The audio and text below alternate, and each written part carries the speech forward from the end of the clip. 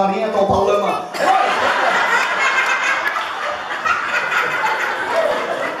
On va continuer le spectacle. Encore une fois, je laisse la parole à Alexis.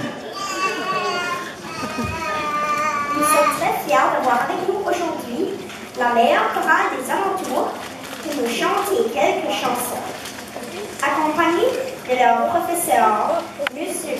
Chris Whedon, veuillez accueillir la chorale des élèves de l'école à Landry.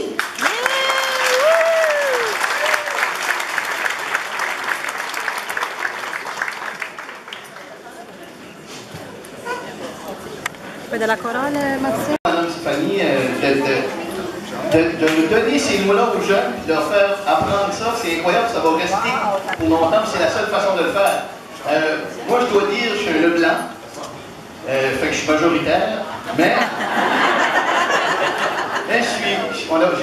toute mon enfance, je l'ai passé à Moncton, puis ensuite, j'ai vécu à Beckenridge, au nord de Nouveau-Brunswick. Quand je suis revenu à Moncton, pour l'université, j'allais à l'université, j'ai arrêté au restaurant, petite anecdote, et puis la waitress, ben, elle dit, quoi ce que tu veux? Ben, numéro 1. Fait qu'elle me donne le numéro 1, puis elle me regarde, elle dit, quelle façon de part que tu veux avec ça? Et moi qui venais du Nord, j'avais aucune idée de ce qu'elle voulait dire. Et là, je la regardais, puis j'ai juste fait comme je comprends pas. Fait que ce qu'elle a fait, elle a juste été plus slow. Elle a dit, ben, quelle façon de part que tu veux. Je comprenais pas plus, fait qu'elle a juste parlé plus fort. Regardez, ben, que façon de pop que tu veux. Moi, tout ce que j'entendais, c'était pop, pop, pop, Michael Jackson. En montant la pop, c'était ça. Ouais, elle était pas de bonne humeur. Elle était au fridge, elle dit, hey, la pop blanche, la pop brune ou la pop orange. J'ai continué, j'ai dit Michael Jackson, ça fait qu'elle m'a emmené une pop blanche puis une pop brune, elle m'a dit ta mère là, ta mère.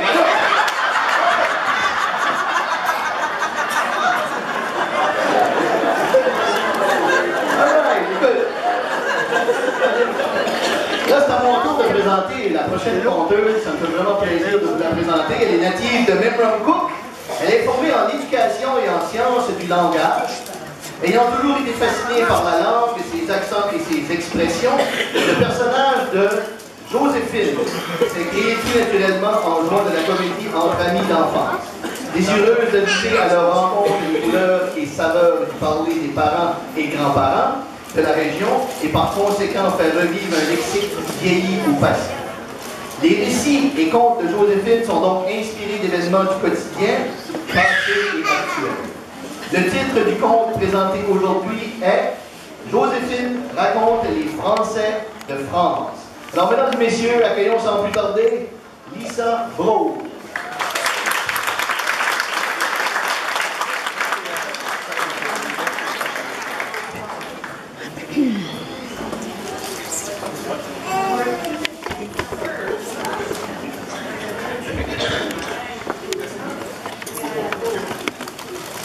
Les enfants ont été compris. C'est quasiment pas besoin de rien dire, moi. Je voulais vous parler de la France. Ça vous dit-il quoi? Y avez-vous déjà vu des Français? Envie des Français de France? Oui. Il y a peut-être bien du monde qui a déjà été en France. Vous pouvez vous lever la main, là? Ah, mon Dieu, c'est une beauté de monde, ça. Quand j'étais en France en personne.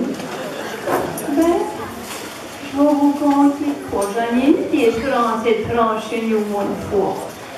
Ouais, une fois. Ça vous plaît? C'est que j'entends tout, là, pour que ça highlight ici. Ben, c'était point un cadeau. Il y a peut-être comme un présent de Noël que j'en ai eu puis j'en veux plus. C'était quasiment le même. Ouais, ben j'avais donné mon nom, c'est ma propre faute. Hein, au village, ils cherchaient des volunteers. Oui, pour les familles d'accueil, des Français qui s'en venaient, ils ont besoin d'une place à rester, ben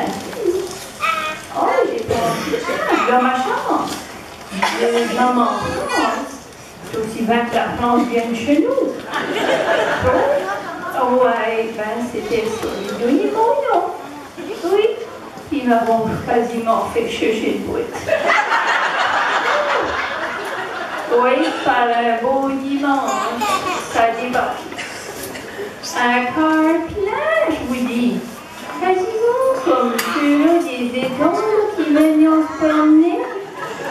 L'été, les cars pleins, des culottes blanches, puis des sous-têtes pleines de candy. Les Français, là, ils ont plus de classe. Oui. Ah, lui, il y avait de l'absinthe, puis du foie gras dans le souper. Je les ai trouvés intéressants. Ah oui. Puis instruits, mon homme. Oh! Puis ça m'ont mis en questionné. Entendez-vous encore? Ils m'avons questionné quasiment comme si j'étais un encyclopédie. Oui, que je constitution, j'étais un encyclopédie de l'Acadie. Et là, ils me trotouillent comme si c'était une patate. Une patate qui sortait d'une vérité, ma grande force. C'est comme si, pour les couchions, pour faire suivre, j'étais une vraie Acadienne. Ben, j'en étais une vraie. Ouais, j'en suis encore. Ben, anyways, ça startait. Un peu de vacances à nous autres. J'ai fait un pot. Bien sûr, le premier soir, j'ai fait un pot que je trouvais que c'était salé. J'ai fait des patates machines, des hamburgers, puis des carottes. Ah, ils s'en mettaient en plus. Oh, pas par rapport que c'était bon. Ah, non, pas comme nous autres qu'on aurait fait pour n'importe qui. Hein, parmi du monde, ils ont, qui nous donneraient une croûte de pain, on les aurait bragués en profusion.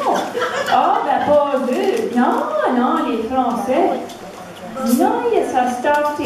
Une a dit, avez-vous de la compote? Puis l'autre, ça m'a dit, ben, c'était ben de l'assaisonnement pimenté. Puis le troisième, lui, se lamentait qu'il n'avait pas de vin avec son pot, son dîner de con. Ouais. Oui, imaginez-vous, ils avons dit, c'est pas un repas relevé. J'ai dit, relevé? Par ici, nous autres, on relève une femme qui a donné naissance, pas une assiette. J'ai quasiment acheté l'eau ce soir. Ben, c'était le même question. Je savais pas ça, moi. Puis c'est pas rien par rapport aux questions effrontées face. C'est comme si on se comprenait pas. On se comprenait pas. Lui, là, le photographeur qui était parmi la gang, ouais, il avait dû prendre des portraits pour la magazine en France. Il disait, tout épouvanté, que les Canadiens étaient gang.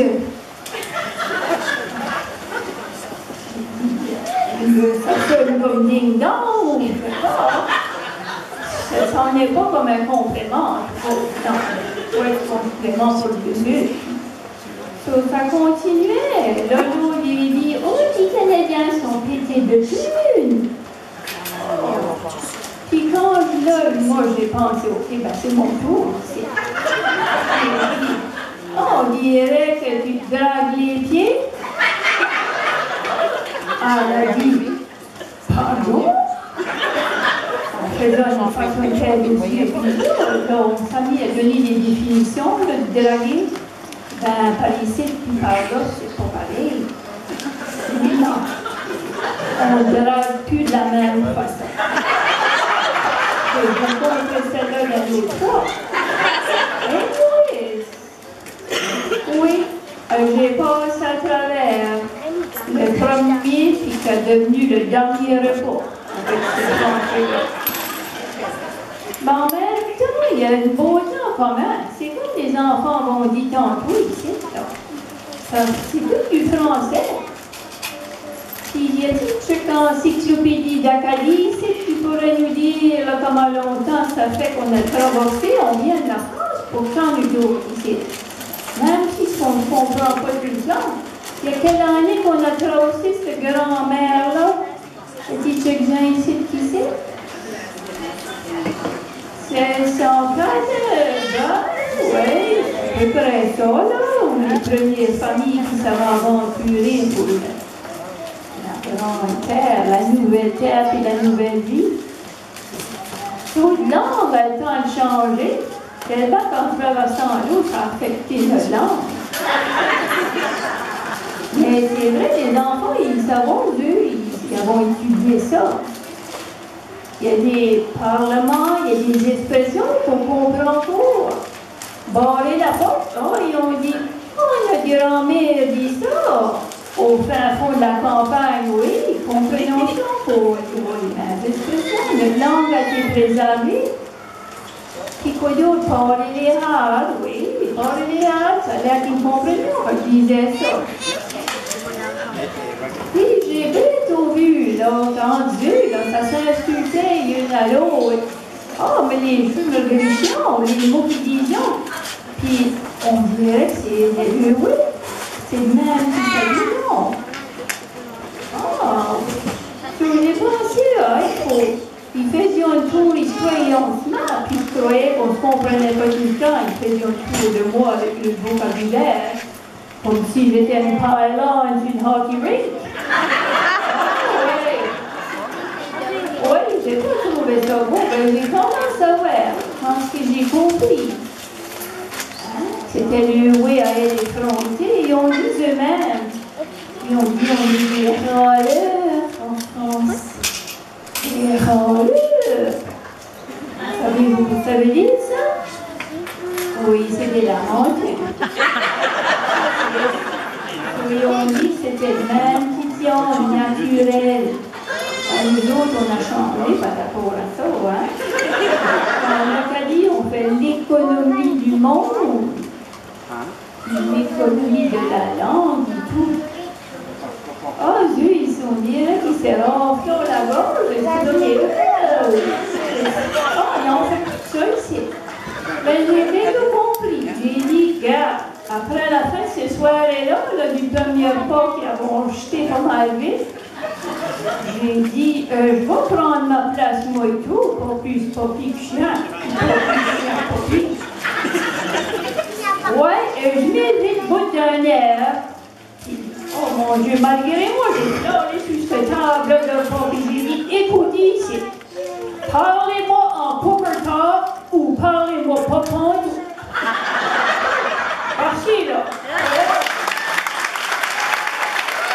Parler de tes pigeons, si tu veux. Alors, je pense qu'elle est douée d'une très bonne mémoire, puis elle garde beaucoup de faits et de beaucoup de choses qui est des qualités d'une bonne conteuse. Puis je pense que c'est pour ça qu'on l'avait tout le temps. C'est une éducatrice, c'est une mère de famille, c'est une actrice, comme j'ai dit. Alors, elle a beaucoup de qualités, puis bienvenue à la table ronde. Merci encore de répondre à notre appel. Je suis très content de ça.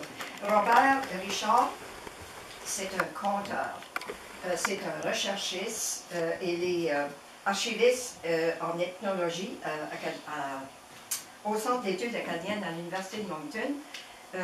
Lui, il est intéressé à ramasser beaucoup de chansons ou d'histoires du passé. Puis l'année passée, il nous avait partagé beaucoup de Madame Richard, je pense. C'était Madame Richard? La conteuse. Oui, oui. Alors, il a beaucoup de matériel dans les archives à l'Université de Moncton. Si jamais voulu aller fouiller, il y a une richesse incomparable. Il aime classifier beaucoup ses documents, alors il n'y a pas de problème si vous voulez aller le rencontrer. Il est très généreux de son temps. Puis à chaque année, on aime beaucoup de l'avoir avec nous autres, que ce soit comme conteur ou bien à la table ronde, parce qu'il y a toujours des bonnes choses à partager. Puis il nous fait découvrir certaines choses qu'on des fois on ne sait pas. Ça fait à peu près 7 ans et demi qu'elle est maintenant à l'université. Histoire, d'une des familles Cormier. Alors, la famille Cormier en question, c'est la famille de Édouard Cormier et marié à Euphémie Saunier. Alors, moi, je ne vais pas vous en dire plus long parce que je vais lui donner la parole. Tout de suite. Leblanc puis Édouard Cormier, se sont mariés à même couple, ils sont nés à même couple. Ils ont eu une dizaine d'enfants, c'est une douzaine ou une dizaine. Puis il y a deux des enfants. C'est vrai que le père était cordonnier, shoemaker. Ça fait qu'ils sont déménagés à Amherst vers les débuts des 1900. Après ça, ils sont allés dans la région de Toronto. Puis à Toronto, c'est là ce qu'on les retrouve à jouer du violon. Il y a deux des fils à Édouard. Il y avait Francis puis William, les joueurs de violon. Ils ont joué avec, puis il y avait aussi ça a été un neveu qui s'appelait Laurie. Laurie, Francis et Bill, des Cormiers, c'est les gens ici. À Toronto, ils ont joué avec le groupe qui s'appelait George Wade and his Cornhuskers. Je pense que Cornhuskers, c'est par rapport au blé d'Inde peut-être. Oui, bon. Puis on les retrouve à jouer avec cette band-là vers la fin des années 20. Ils ont joué jusqu'aux années 40. Fait que ma quête, si tu veux, c'était de trouver, parce que qu'est-ce que j'avais trouvé comme information, ça disait qu'il y avait 3 frères Cormier qui jouaient avec George Wade et les Cornhuskers. Mais je n'en connais pas plus. Après ça, j'ai trouvé avec le journal de Toronto Star. Il y a eu une photo d'eux autres que j'avais mis là-dessus. Là. Ils sont photographiés avec M. Wade en 1933. Je suis née. Ben, ce temps-là, les bébés venaient pas au monde avec le. Alors, on parlait. Il n'y avait pas de bruit, tout était, pas de radio, pas de gramophone, pas d'électricité chez nous pour plusieurs années. Alors, ma tendre enfance, que j'appelle l'âge rose, a été passée à parler, puis à regarder partout, puis à me faire des idées sur tout, puis me trouver des réponses, même là où il n'y en avait pas. Et j'ai connu, puis je connais encore très bien la vieille langue acadienne. C'est ça qu'on parlait chez nous. Quand on commence à lire ensuite, on s'aperçoit que les mots ont un son différent. Et tout. Je me rappelle une petite histoire dans le livre de lecture. L'ours et le renard. Je ne savais pas qu'on prononçait le S. Puis il y avait un petit dessin noir et blanc. J'ai pensé, quelle sorte de bête c'est. Mais c'était un ours. Alors j'ai toujours continué à parler trop fort, à parler trop souvent, mettre mon nez où je n'avais pas besoin. J'ai continué ma vie comme ça. C'est pour ça que j'ai eu toutes les expériences que Mme Thérèse mentionnait. Je ne suis pas loin. Non. Mais il y en a quelques-uns ici qui sont un peu. Ben, faut pas. Il y en a d'autres des années 30. Nous autres, on a grandi avec cette langue-là. Et puis on a appris le français plus standard après, à l'école, c'est obligatoire pour les métiers, les professions, les carrières. Il ne faut pas oublier l'autre. Parce que l'autre langue, là, elle a traversé l'Atlantique en bateau. Dans les 1700, nos ancêtres ont traversé l'Atlantique, ils ont amené leur langue. Et la langue française a évolué. Puis eux autres n'avaient pas de Facebook, ils leur disaient qu'il ne fallait plus employer le verbe assir, il fallait employer asseoir. Ou bien que fromage, c'était pas correct, il fallait dire fromage. Alors ils ont conservé tous les vieux mots, ils ont massacré les verbes, ils étaient massacrés en France avant. Alors ça donnait ce qu'on appelle la langue acadienne. Mais la langue acadienne, ce n'est pas une langue acadienne, c'est la vieille langue française. Jusqu'à ce qu'on y ajoute des mots anglais. Ah, là, ça change, par exemple. Là, il y a un mot que je n'aime pas, que je n'emploie jamais, mais quand les mots anglais sont dedans, ce n'est plus la même langue. Maintenant, quand j'ai su quelques années passées que la société culturelle, là, en 1932, il n'y avait pas de société culturelle, il y avait des pièces de théâtre au monument, puis la fanfare jouait à l'occasion de la procession de la Sainte-Cécile. Ah oui, toutes ces choses-là, ça existait. Et puis tout d'un coup, quelques années passées, j'ai su qu'il y avait une société culturelle à Memramcook qui planifiait de faire raconter des histoires. La parlure d'ici. On peut raconter dans la parlure d'ici, puis on peut raconter dans l'autre parlure aussi. Puis ça fait pas... Dans ce temps-là, j'ai pas compris. J'ai pensé, ben, nous qu'on pu ces grands contes-là, qui duraient des grands veillées, où est-ce qu'on va prendre des contes? On peut l'inventer. On peut raconter des choses vraies, on peut le raconter en français standard ou bien dans la langue ancienne. Puis il peut y avoir des contes de légende. Puis là, on a pris l'habitude de faire venir des gens de l'extérieur qui avaient des contes à raconter. On a entendu des légendes. La conteuse française, l'autre été, c'était des légendes à base qui venaient de l'Afrique, je crois. Puis chez vous, on a entendu un qui a raconté des légendes de l'Asie. Et puis tout ça, ça nous enrichit quand on sort d'une soirée de contes, on est content, on a entendu quelque chose. Puis étant donné que de nos jours, il y a un grand danger que les jeunes désapprennent à parler, parce que ils ont toujours des... Ils apprennent à Facebooker, puis à tweeter. C'est dangereux, ça. Si on veut... Il y a toujours un grand intérêt qui peut se développer. La preuve, c'est qu'on a plus de monde ici qu'avant. Puis quand on aura des soirées ou des après-midi de contes, ça crée un sentiment d'appartenance, un sentiment de joie, que le conte soit comique ou ne soit pas, ça ne fait pas de différence. Maintenant, je veux profiter de l'occasion pour souligner le grand travail de la société culturelle. Une société, ce n'est pas une personne, c'est plusieurs personnes. À chaque fois qu'il y a un projet de réussite, il y a un grand nombre de personnes qui ont pris part dans ça. Juste l'année dernière, la société culturelle a présenté une pièce, pas une pièce, mais une œuvre musicale.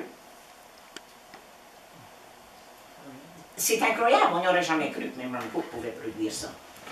Ensuite, il y a le prix Éloi, qui est encore très louable. On reconnaît qu'on est quelqu'un, puis qu'on a eu des personnes qui ont accompli, puis c'est comme ça que ça va se continuer. Puis ensuite, il y a la société culturelle qui encourage, supporte et fait la promotion des cours pour adultes. Que ce soit l'écriture, que ce soit le conditionnement physique, l'artisanat et le reste.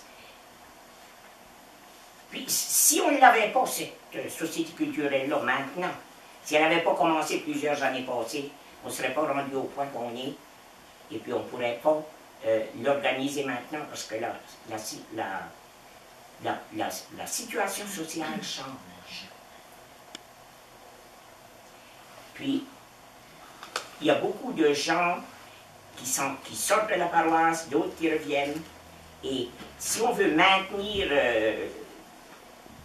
le bon sentiment collectif dans la vallée, il faut continuer tout ça. Puis moi, je crois, je ne veux pas dire qu'on va féliciter la société culturelle. Si on les félicite, ils croiront que c'est fini.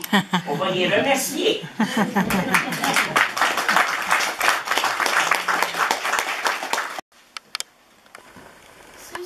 Qui m'ont aidé à m'intéresser dans le conte, c'est en particulier certaines personnes.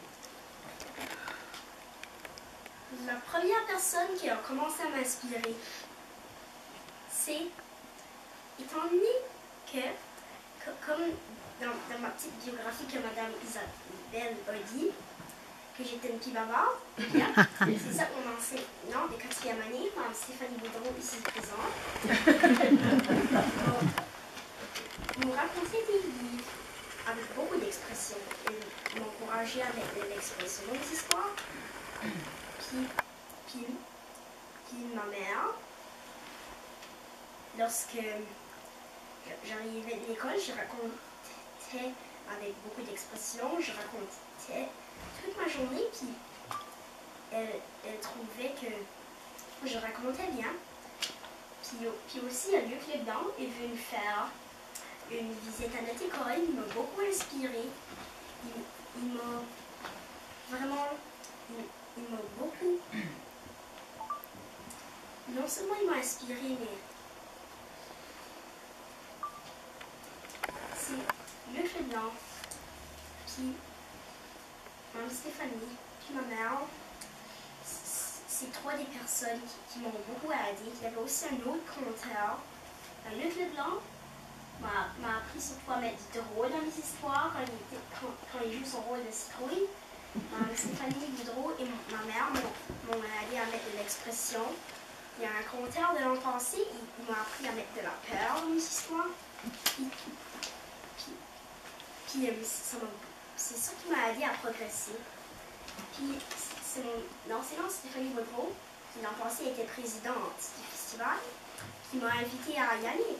Je m'ai dit, oh, c'est de devoir essayer, puis j'ai adoré ça quand j'y étais. Puis j'ai tellement aimé, j'ai tellement été fière de moi quand ils m'ont réinvité 2 fois de suite. Puis imaginez-vous, j'en avais des larmes aux yeux. Tellement ému quand ils m'ont amené pour être vice-parrain du festival cet été.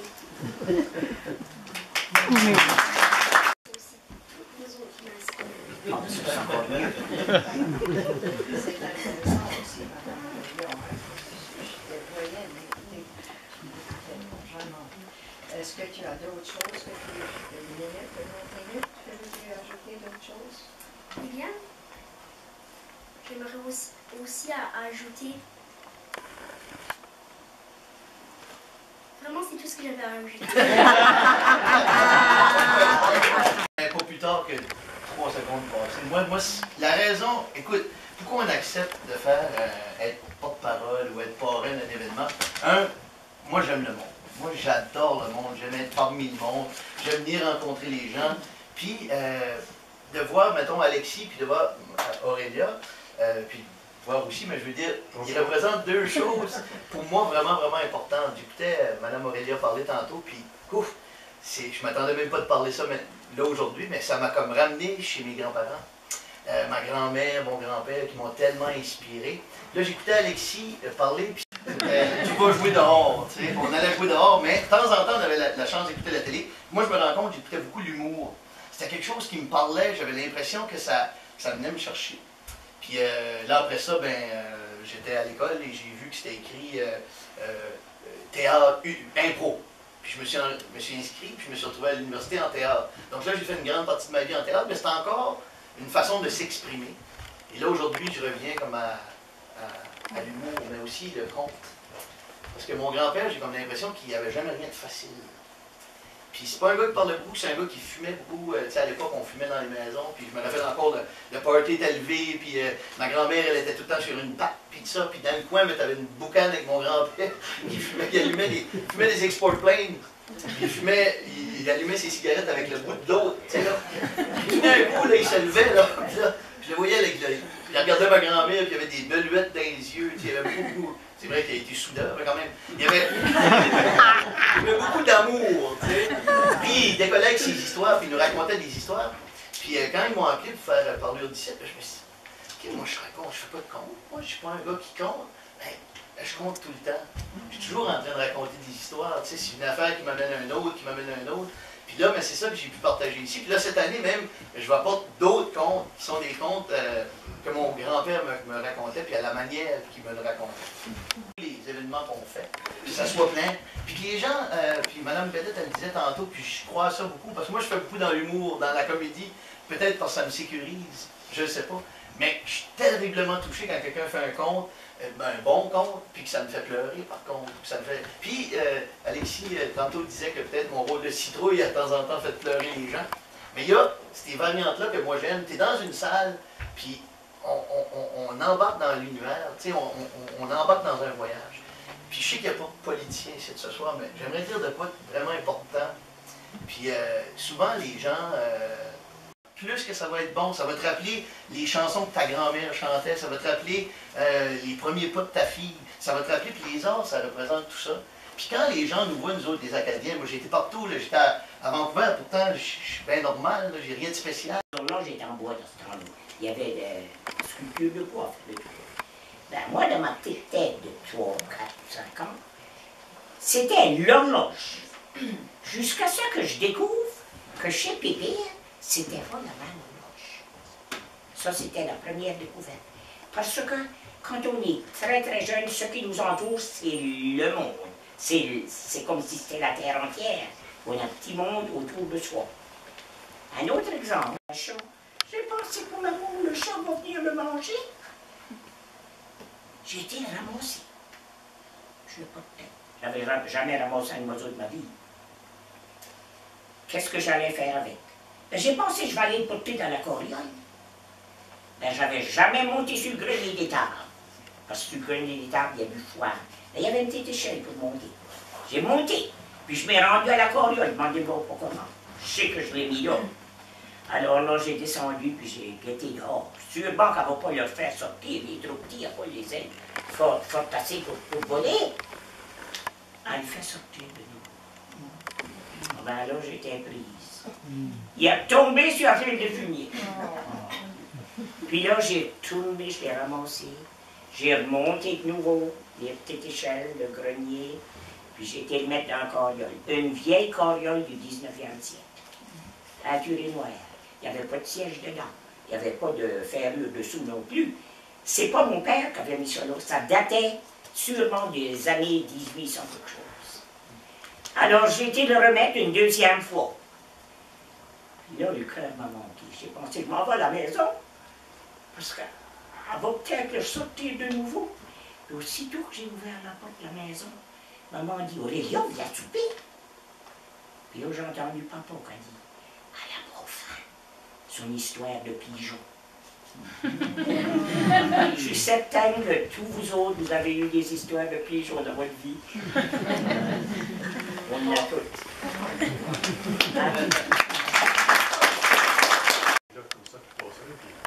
Comme une fois, j'ai fait répéter mon père des anecdotes, je les rencontre encore aujourd'hui à ma femme, puis à ma belle famille, puis à chaque fois, ils rient. Mais je me dis, quel plaisir de répéter quelque chose. Puis, tu sais... Oui, parce que ces anecdotes-là n'ont pas besoin d'être longues. Mais il y a quelque chose dedans, il y a un petit message. Comme il y avait un message dans les corbeaux, puis bien d'autres choses. Là. La fois que j'ai raconté que j'avais été hersé pour penser Madonna, là, moi, je ne peux pas croire que je l'ai fait. Je l'ai fait.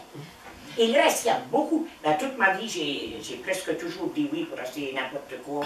Je ne sais pas que ça a rapporté, mais je suis encore ici. Je pense que ça a rapporté qu'on est pas mal tout intéressés, puis c'est enrichissant pour nous autres qui sont ici. Moi, ça m'enrichit. C'est ça que je cherche. Vibrer, moi, c'est que là, je sais pas, tout le monde a vu quelque chose. Tu sais, le petit escalier, la petite échelle. Tu sais, quand vous racontez vos histoires, quand on raconte des histoires, c'est ça qui est la différence avec le je ne veux pas dire le fast-food culturel, mais des fois, ça va trop vite. Les choses vont trop vite. On prend plus le temps. Tu sais, comme mes enfants, là, mon plus grand, surtout 15 ans, quand il est tanné d'un jeu, c'est pas loin, pas long. On fait des livres, puis là, ils en veulent d'autres. Puis je regarde ce qu'ils ont dans la cave, je me dis, ben, c'est beaucoup trop, puis je sais plus qu'à faire, parce que c'est mon père qui achète ça, puis c'est mon oncle, puis c'est ma mère, puis c'est... Puis là, je fais, ben, nous autres, on avait pas grand-chose, tu sais, on avait notre imagination, on vivait des choses, puis la vie nous montrait, la vie montre encore aux jeunes beaucoup d'exemples, mais c'est ça, c'est riche de... Ces anecdotes-là, c'est vivant. C'est vivant. On peut voir, en écoutant, on peut voir soit l'animal ou les personnes, et puis ça crée un lien très intéressant entre le conteur ceux qui écoutent. Ouais. C'est cet univers-là qui m'a emmené au travail aujourd'hui. Ce que je fais, Ouais. c'est d'écouter les autres puis de m'emmener dans un univers comme moi, je n'ai pas connu. Je n'ai pas connu bien des choses, je n'ai pas connu la ferme, l'agriculture, tout ça. Et puis, elle avait tout abandonné sa ferme, bien sûr. Ma grange était là. Il n'y avait plus d'animaux, tu comprends? Ça m'a mis dans un temps passé, comme les frères comiques qui jouent du violon. Puis Alexis, il est jeune, puis ça va venir parce que je vois qu'il y a ça dans lui, tu sais, il est en train de... Puis ça va venir, là déjà, il est en train de créer des choses. Puis à un moment donné, quand tu commences à créer des histoires, donc toi tu vas créer tes propres histoires aussi à un moment donné, puis tu fais déjà ça, tu travailles à sa façon des contes, bien ça t'amène aussi dans un monde qui est je sais pas, qui te fait des... Même des fois, j'écris des affaires, puis là ensuite, ben, je le mets de côté, ben, je suis plus sûr. Puis là, je reviens 2-3 jours après, puis je peux pas croire c'est moi qui ai écrit ça. Puis c'est pas pour m'envoyer des fleurs, des fois j'échette, là. Mais il y a d'autres fois que je fais comme c'est moi qui ai écrit ça, puis là, ça m'amène à d'autres histoires. Puis c'est parti souvent, moi je pars souvent des faits vécus, des faits vrais, des choses vraies. Puis après, ça s'ouvre sur un monde que même moi je contrôle plus. C'est bizarre. C'est bizarre, mais ça veut dire qu'on est rempli de quelque chose. Fantastique, imaginaire aussi. Puis ça, c'est vraiment important, puis je pense que les enseignants ont vraiment un rôle important à jouer. Puis, parce que Stéphanie, on avait avec nous pour quelques années, puis finalement, on a accepté de visiter le Festival du Conte, puis c'est une activité je vois d'autres enseignants qui sont ici, puis c'est vraiment bon parce qu'on a un bon partenariat avec l'école, parce que ça commence avec la jeunesse aussi. Chaque génération. Comme des sardines. C'est Dieppe. Puis Dieppe et même cook. C'est plus vrai c'est plus vrai que ça paraît à première vue. C'est vrai, ça. L'auteur principal depuis toutes ces années-là. Puis quand je suis sorti, j'ai tout de suite appelé Antonine en disant vous connaissez pas des contes, des légendes, des choses. Puis moi, j'en ai suggéré une couple. Puis on a créé un spectacle à partir de ça, qui s'appelait Les légendes cachées de nos greniers. Okay. Puis ce titre-là, puis tout ça me venait, comme moi j'avais l'impression, comme je vous dis tantôt, là, mon grand-père, puis nous autres les enfants, quand on était jeunes, plus jeunes, après un certain âge, on restait dans la... On avait le droit d'aller où étaient les personnes adultes, là. Mais avant c'était aller jouer en haut, puis là on montait dans le grenier. Fait que moi, les légendes cachées de nos greniers, ce titre-là vient de m'inspirer ça. Puis c'était aussi le retour de Christian Kid Gauguin. Donc j'ai appelé Christian Kid Gauguin, puis on a tué ça jouer. Puis là, on l'a placé comme comédien, mais en plus, il jouait de la musique. Puis ça a créé un beau spectacle l'année passée, puis les gens de partout, puis même les gens du Québec et de la francophonie hors Nouveau-Brunswick ont vraiment apprécié le spectacle. Non, c'est vrai, c'est parti d'ici. Merci. Portua, Saint-Monca vers Semier. Comment? Portua, Saint-Monca vers Semier. Ils ont tué le port, Portua. Saint-Monca, ils ont manqué de sel. Et les vers se sont mis dedans. L'autre, c'était homme de bouillie, homme de beau fait de lecture. Femme à 6 coups, femme fait de la couture. Et enfant à 6 jours. Enfant à 6 jours. Et la biscou, c'est que la biscou, c'est que la vie plus se coule. C'est avec le blé plus smooth aussi. C'est la biscou le plus smooth.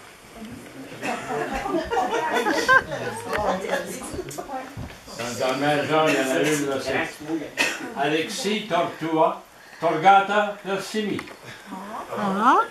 Alexis Tortua, Versimi. Torgata Versimi. Alexis a tué la taupe, il a son midon.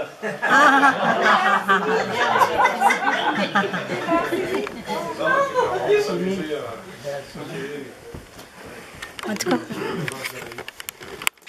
Merci, j'avais trouvé ça intéressant, puis c'était quelque chose que j'aurais aimé partager. Des choses que j'ai remarquées quand j'étais jeune. Oui, c'est ça. j'apprécie. Un autre formulaire. Moi, j'aimerais juste ajouter, puis je dois le faire, je dois remercier le groupe qui va y avoir, surtout les jeunes de ma l'école à Bélanger, mais surtout ici au Foyer de Soins. Moi, ça fait 25 ans que je travaille au Foyer de Soins. Et si on avait le temps, puis prenez le temps d'aller vous asseoir avec des gens qui, malheureusement, ne sont plus déplacés, ils sont pleins d'histoires, ils sont pleins. On pourrait écrire plusieurs livres avec des gens qui sont dans les foyers de soins, parce que c'est ça qu'ils attendent. Des gens qui aillent les voir pour compter, parler. Donc certainement, merci de vous déplacer. Les gens, les résidents ont adoré que vous allez visiter. Bravo. Je voudrais aussi ajouter à ça que la Société historique a un peu de travail comme ça. Hubert ici, je pense que ce que tu fais encore. Tout de suite, on concentre pour essayer de publier les entretiens que nous voulons. C'est long, parce que moi non plus, je prends avec un ordinateur en plus de temps. Ça, Python, ça ne marche pas. Pour le nouveau, écoute, je suis pas compris, je tape ça, il n'y a pas d'accent, je reviens avec mes accents, ça fait que ça prend longtemps. Mais on va publier ça dans nos petits cahiers. Puis, probablement, peut-être dans le prochain petit cahier, il y aura peut-être un entretien avec. Là, je ne peux pas dire avec qui, parce que ça sera peut-être pour le prochain petit cahier. Je ne sais pas si je dois être rendu là, mais c'est ça qu'on travaille.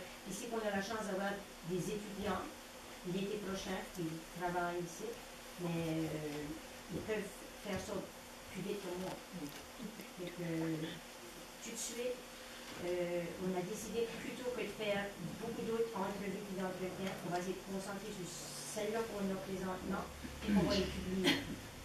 Puis, une autre chose, on va demander aux gens, comme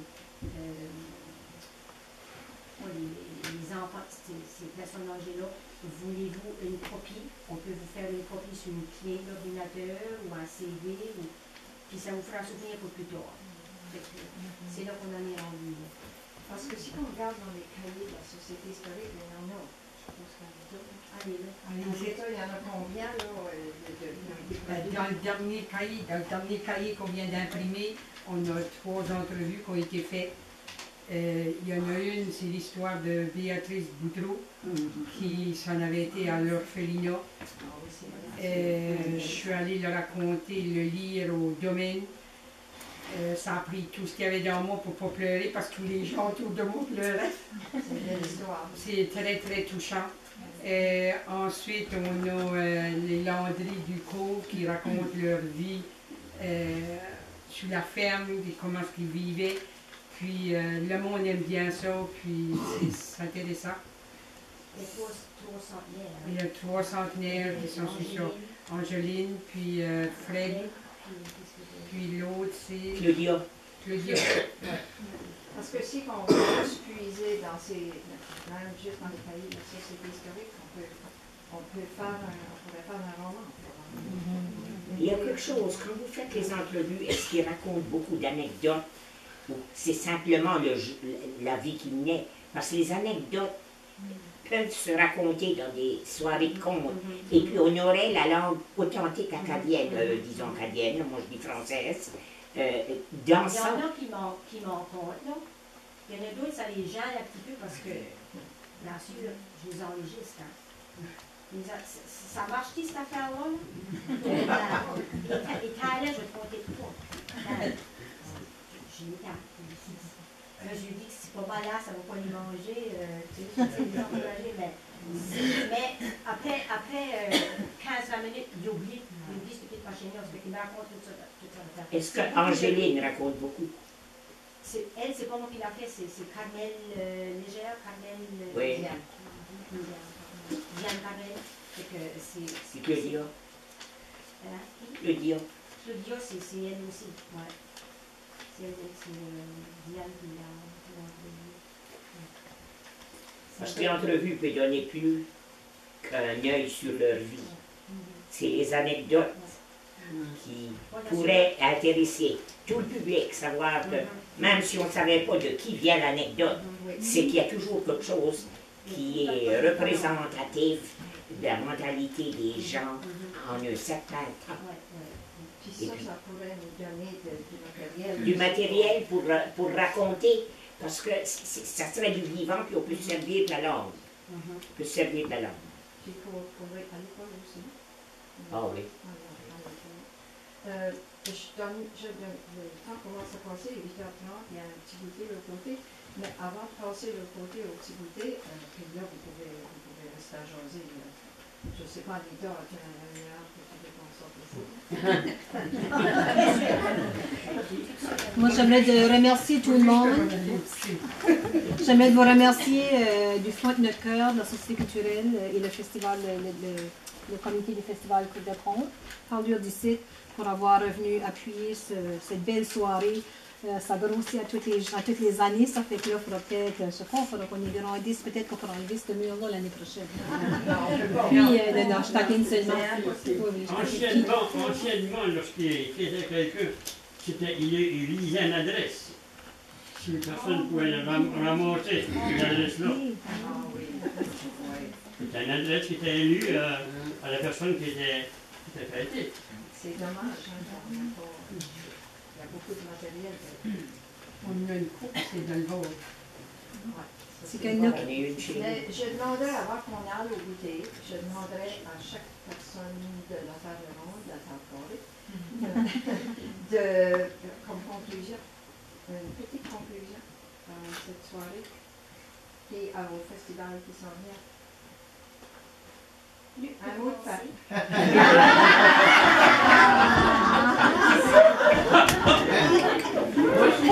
Moi, je Le co-parlant. Il a le droit de te demander. Je vais utiliser un peu la technologie. Depuis tantôt, on parle de les machines, les ordinateurs, les Facebook, les fameux Facebook. Là, je pensais, moi, à ma grand-mère, que tu parles. Tu sais, là, on recule un peu dans le temps, mais les cartes de guichet.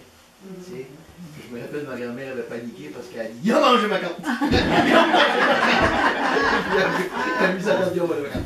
Mais en même temps, comme les jeunes d'aujourd'hui, puis là, vu qu'Alexis est coparent avec moi, je vais utiliser une phrase de Facebook qui dit quand même « partager ». Partager, ça veut dire dites-le à le plus de monde que vous pouvez. Puis si nous, chacun, sans qu'on le fasse peut-être, ben oui, Facebook peut nous servir aussi à ce moment-ci, mais parlons-en. Moi, je pense que c'est notre devoir d'en parler. Comme là, moi, j'aimerais vous remercier tous d'être ici, que ce soit des conseillers de la ville et tout ça. Je sais qu'on vient aussi parce qu'il y a une responsabilité, on fait partie d'une communauté, fait partie d'une fonction de venir, mais en même temps, quand on sort d'ici, si on le dit à une personne, puis tu dis la même chose à la personne, regarde, parle-en. Là, en plus, ça va être, ça sera pas dimanche. Hein? Moi puis Alexis, moi demain, je donne des ateliers aux jeunes, je m'amuse avec les jeunes demain à l'école. Puis après ça, on va rencontrer, moi puis Alexis, on va aller raconter des contes. Ça va être super le fun. Mais l'événement dimanche passe à le 22. Dimanche le 22 à 3h. Fait que là, on a tout ce temps-là pour dire à tout le monde, soyez là. Moi, en conclusion, je dis, regarde, ça gagne à être. C'est un festival qui gagne à être connu. Puis les seuls qui peuvent le faire connaître, c'est nous autres qui est ici présents ce soir. Puis apportons du monde, puis c'est ça. Venez découvrir. Merci beaucoup. Merci beaucoup, vraiment. Ça faisait penser à l'expression, c'est en anglais, donc on va traduire en français. De savoir sans faire, ça n'est pas encore savoir. De savoir sans faire, c'est de ne pas encore savoir. To know or not, to know or not, to do is not yet to know. Je ne savais pas le mot, je ne l'ai pas compris. J'ai beaucoup, ça fait une trentaine d'années que j'ai entendu ça, puis je suis pas fait là-dedans, mais c'est possible. C'est bien. Alors moi, je vous encourage d'aller au centre d'études. Si vous avez le temps, au niveau de la généalogie, de la recherche, des livres qui sont là, une tonne d'informations, c'est fantastique.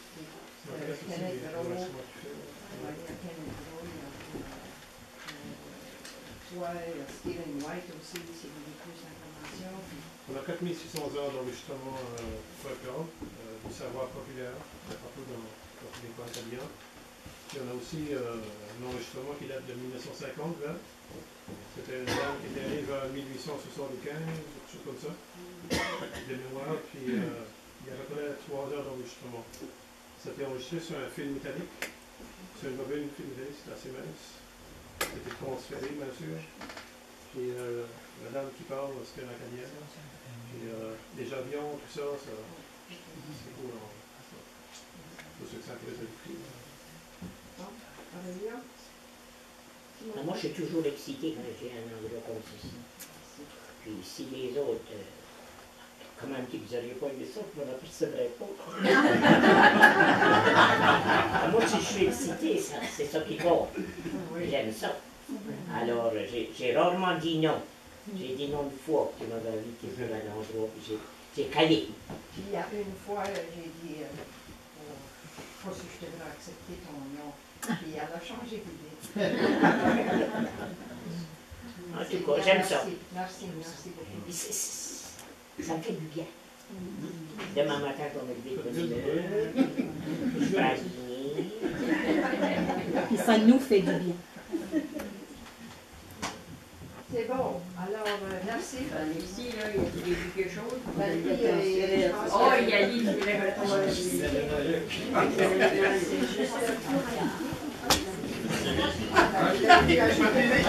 Oh, ben, excusez. Luc passe avant de Oui. Ah, d'accord. Oui. Moi, je pensais que tu déléguais ça. C'est bon, c'est correct. Oh, tu vas avoir le mot de la fin, mon cher. Ok, venir au festival, pour moi, c'était une grande travail. Pour voir la vallée que j'aurais très aimé avoir émergé. C'est pas mal ça que j'aimerais dire. Bravo.